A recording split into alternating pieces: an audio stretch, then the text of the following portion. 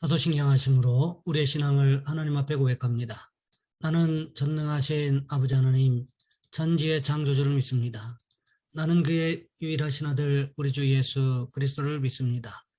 그는 성령으로 잉태되어 동정녀 마리아에게서 나시고 본디오 빌라도에게 고난을 받아 십자가에 못 박혀 죽으시고 장사된 지 사흘 만에 죽은 자 가운데서 다시 살아나셨으며 하늘에 오르시어 전능하신 아버지 하나님 우편에 앉아 계시다가 거기로부터 살아있는 자와 죽은 자를 심판하러 오십니다. 나는 성령을 믿으며 거룩한 공교회와 성도의 교제와 죄를 용서받는 것과 몸의 부활과 영생을 믿습니다. 아멘. 찬송가 430장입니다.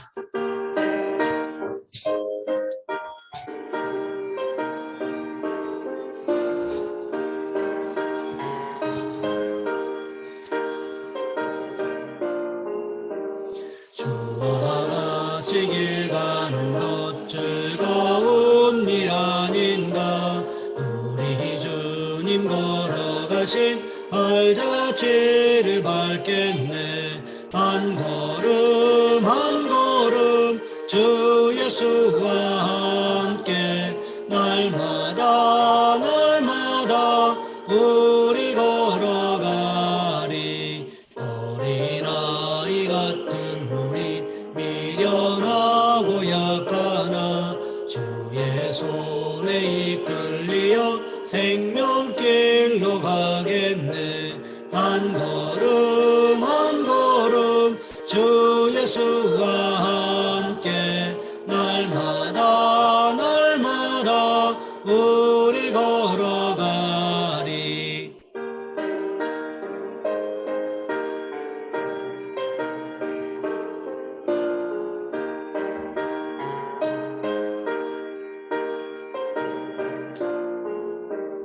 꽃이 피는 들판이나 험한 골짜기라도 주가 인도하는 대로 주와 같이 가겠네. 한 걸음 한 걸음 주 예수와 함께 날마다 날마다 우리 걸어가리.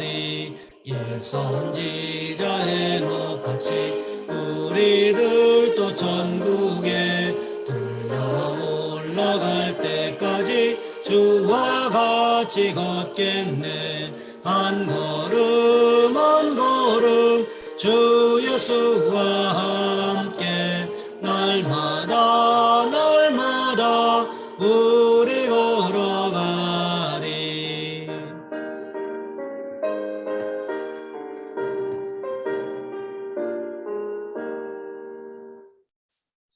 오늘 말씀 역대상 18장에서 보겠습니다. 역대상 18장 9절로 17절까지 말씀입니다. 제가 가진 성경은 구약 성경 638쪽에 있습니다. 제가 봉독해 드립니다. 하마드 왕 도우가 다윗이 소바 왕 하다데셀에 온 군대를 쳐서 뿔찔렀다 함을 듣고 그의 아들 하도람을 보내서 다윗 왕에게 문안하고 축복하게 하니, 이는 하다데셀이 벌써 도우와 맞서 여러 번 전쟁이 있던 터에 다윗이 하다데스를 쳐서 무찔렀습니다. 하도람이 금과 은과 돛에 여러 가지 그릇을 가져온지라. 다윗 왕이 그것도 여호와께 드리되 에돔과 모압과 암몬 자손과 블레셋 사람들과 아말렉 등 모든 이방 민족에게서 빼앗아온 은금과 함께하여 드리니라. 스루야의 아들 아비새가 소금 골짜기에서 에돔 사람 18,000명을 쳐 죽인지라. 다윗이 에돔의 수비대를 두매 에돔 사람이 다 다윗의 종이 되니라. 다윗이 어디로 가든지 여호와께서 이기게 하셨더라. 다윗이 온 이스라엘을 다스려 모든 백성에게 정의와 공의를 행할세.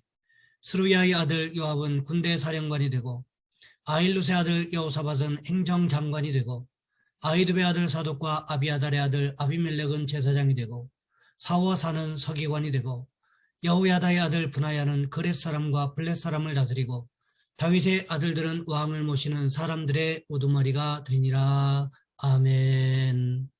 오늘 본문의 말씀을 가지고 다윗의 영향력이라는 제목으로 함께 말씀을 살펴보겠습니다. 영적인 어둠 가운데 있는 한 아이가 있었습니다. 이 아이는 사생아로 태어나 외할머니 손에서 불우한 어린 시절을 보냈습니다. 9살 때 사촌오빠에게 성폭행을 당했고 어머니의 남자친구와 주위 사람들에게 끊임없는 성적 학대를 당하다가 14살 때 자신도 사생아를 낳았습니다. 그리고 그 아이는 몇 주 후 세상을 떠났습니다. 이후 마약과 쾌락에 찌든 인생을 살았습니다. 그런데 그런 아이가 타임지 선정 20세기 가장 위대한 인물, 아니 포브스 선정 세계에서 가장 영향력 있는 인물로 선택되었습니다. 그 아이가 영적 어둠을 물리치고 다시 일어나려 할 때 세상은 그 아이를 향하여 이렇게 비웃었습니다. 너는 14살 때 아이를 낳은 미혼모가 아니냐. 너는 아버지가 누군지도 모르는 사생아가 아니냐.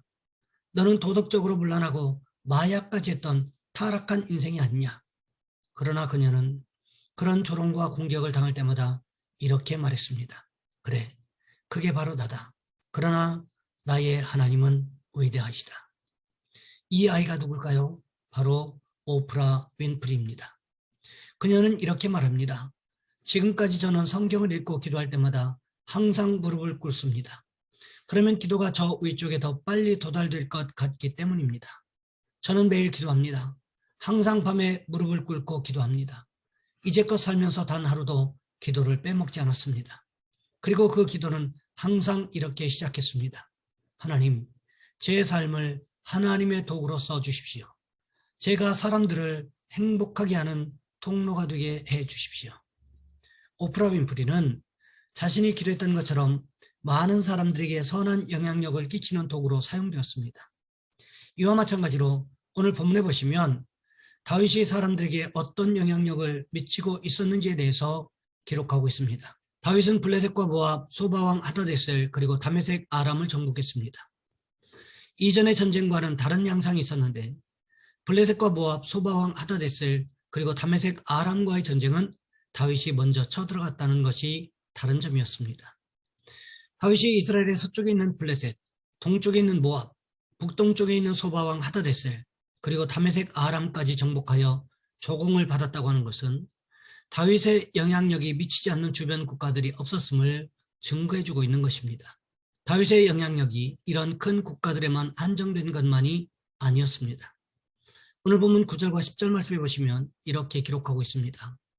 하마당 도우가 다윗이 소바왕 하다데셀의 온 군대를 쳐서 무찔렀다함을 듣고 그의 아들 하도람을 보내서 다윗 왕에게 문안하고 축복하게 하니 이는 하다데셀이 벌써 도우와 맞서 여러 번 전쟁이 있던 터에 다윗이 하다데셀을 쳐서 무찔렀습니다. 하도람이 금과 은과 놋의 여러 가지 그릇을 가져온지라.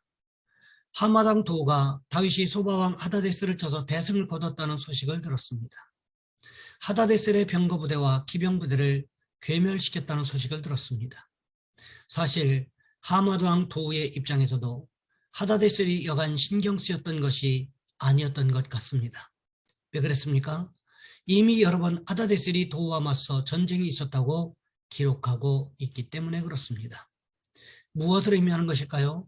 이미 하다데셀이 자기 세력을 펴려고 주변 국가들을 침공하고 정복하기 위해서 여러 차례 전쟁을 벌였음을 말하고 있는 것입니다. 하마당 도우의 입장에서 하다데셀의 군대가 괴멸되는 수준에 이르렀다고 하는 것이 얼마나 기쁜 소식이었겠습니까? 하다데셀의 침공을 더 이상 받지 않아도 된다는 것이 아마도 하맛이라는 나라의 입장에서는 최고로 기쁜 소식이 아니었을까 하는 추측을 해보게 됩니다. 하마당 도우가 얼마나 기뻤던지 다윗 왕을 먼저 찾아왔습니다. 그리고는 어떻게 했습니까? 금과 은과 놋의 여러 가지 그릇을 가지고 왔다고 성경이 기록하고 있습니다. 이것이 무엇을 말하는 것일까요? 다윗에게 감사의 마음을 표현하는 것 아니겠습니까? 그뿐만이 아니지요. 자발적으로 다윗을 섬기겠다고 하는 표현이기도 하다는 것입니다. 이것이 다윗의 강요에 의해서 이루어진 일이었습니까? 그렇지 않습니다. 이것은 하마드 왕 도우가 자발적으로 했던 일이었습니다. 그런데 다윗이 하마드 왕 도우가 가지고 온 예물들과 전쟁에서 승리하여 얻은 전리품들을 어떻게 했습니까? 오늘 보면 11절 말씀해 보시면 이렇게 기록하고 있습니다. 다윗 왕이 그것도 여호와께 드리되 에돔과 모압과 암몬 자손과 블레셋 사람들과 아말렉 등 모든 이방 민족에게서 빼앗아온 은금과 함께하여 드리니라. 다윗이 정복했던 국가들이 블레셋과 모압, 소바, 다메섹, 아람에 국한된 것이 아니었음을 보여주고 있습니다. 이들 나라들뿐만 아니라 에돔, 암몬, 아말렉 등 모든 이방 민족들이었다고 성경은 기록하고 있습니다. 이들 나라들과 전쟁하여 얻은 수많은 전리품들이 있었을 것입니다. 이 전리품들을 어떻게 했다고 성경이 기록하고 있습니까? 그것들을 여호와께 드렸다고 기록하고 있습니다. 이것은 곧 여호와의 성전에 드렸음을 말씀하고 있는 것입니다. 이것은요, 다윗의 영향력이 주변에 있는 모든 국가들에게 미치고 있었음을 말씀하고 있다는 것입니다. 그것이 때로는 큰 국가이든지 작은 국가이든지 간에 규모에 상관없이 다윗의 영향력이 미치고 있었음을 보여주고 있다는 거지요. 그런데 중요한 것이 있습니다. 다윗의 영향력의 근원이 어디에 있었습니까? 바로 여호와 하나님께 있었다는 것입니다. 이것을 어떻게 할 수가 있습니까? 다윗이 전쟁 가운데 차지한 전리품들을 어디에 두었는가를 보면 알 수 있다는 거지요. 다윗이 만일 이런 영향력이 자신의 군사들에게 있었다고 생각했다면 마치 알렉산더 대왕처럼 자신의 군사들에게 전리품을 나누어 주었을지도 모를 일입니다. 반면에 자신의 강력한 영향력이 있었다고 생각했다면 아마도 자신의 창고에 들여놓았을 확률이 상당히 높았을 것입니다. 그런데 오늘 본문에 보시면 이런 모든 전리품들을 어떻게 했다고 기록하고 있습니까? 여호와께 드렸다고 기록하고 있습니다. 다윗은 자신이 차지한 전리품들을 하나님 앞에 드림으로 인하여 자신에게 있는 강력한 영향력의 원천이 바로 하나님께 있음을 증명하고 있었다는 것입니다. 그렇게 다윗이 하나님께 전리품들을 기쁘게 드릴 수 있었던 이유가 또 어디에 있었을까요? 가만히 생각해 보시면 이 은금과 놋들이 어디에 주로 쓰였습니까? 성전에서 하나님 앞에 제사를 드리기 위해서 사용하던 그릇들, 도구들을 성경은 어떻게 부르고 있습니까? 금은 기명이라고 기록하고 있습니다. 그뿐만이 아니지요. 성전에서 제사를 드리기 위해서 사용하던 도구들을 무엇으로 만들었습니까? 그 모든 것들을 놋으로 만들었다는 것입니다. 이것은 곧 성전을 짓기 위한 도구들이었음을 알 수 있다는 것입니다. 출애굽기에도 보시면 이스라엘 백성들이 출애굽할 때 애굽 사람들로부터 은금 폐물을 받았습니다. 그런데 이것들이 어디에 쓰였습니까? 광야에서 성막을 만들 때 이것들이 예물로 드려져서 쓰임 받았다는 거지요. 이 모든 것이 하나님의 계획 가운데 있었음을 성경은 우리에게 증거해주고 있습니다. 그렇다면 오늘 본문에서 다윗이 이렇게 큰 영향력을 끼치게 하셨던 이유도 어디에 있었을까요? 바로 성전 건축을 준비하기 위한 하나님의 계획 가운데 있었다는 것입니다.